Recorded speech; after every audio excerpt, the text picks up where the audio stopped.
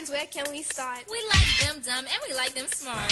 Circles are a real pain to learn, and unfortunately there's no one right way to learn them. So basically I'm going to be documenting my progress and what's worked for me and what's not working for me from start to finish. Hit it!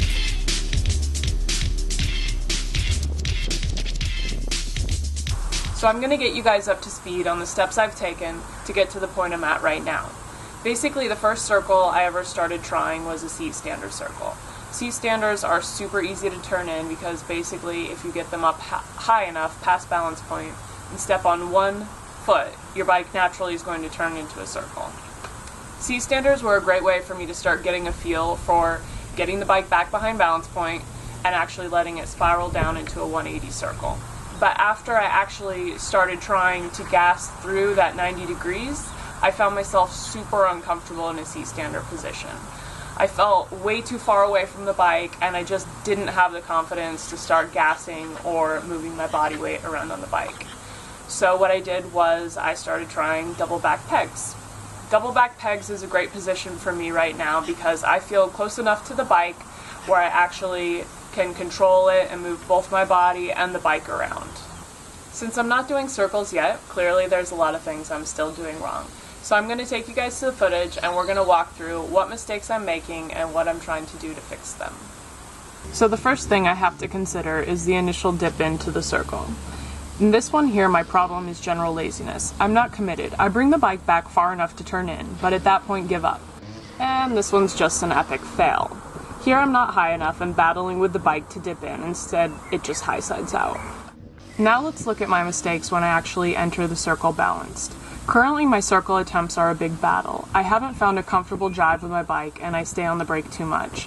But you can see in this circle, after failing, I ride out a few feet and try to dip back in, which was a really important thing for me to learn. Before, if anything went wrong, I would just set my bike down. After I learned to gas through it, while I'm not turning a true circle, I am learning so much more. Here I stall as a result of fighting with my bike too much. Instead of adjusting my body or turning my bars and pushing the bike under me, you can see me try to lean in and muscle my bike around. You can also see that my muscles are not that big, so I fail. In this one, I catch myself and turn the bars a bit, which helps me around 180 degrees, but I don't follow through on the gas, so it still comes down. Here's another issue which I almost have under control, but I still do it every once in a while, and it's leaning to the inside.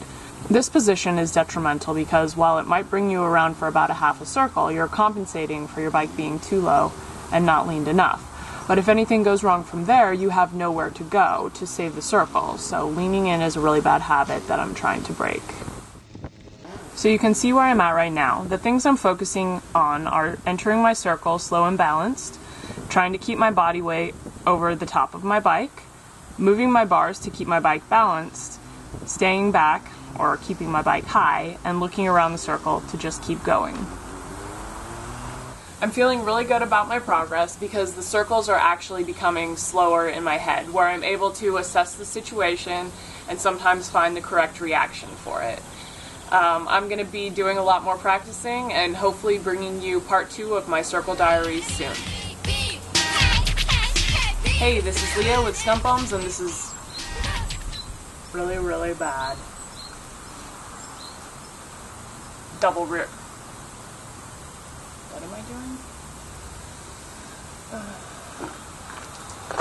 Double back pegs. Double rear pegs. Double back pegs. Double.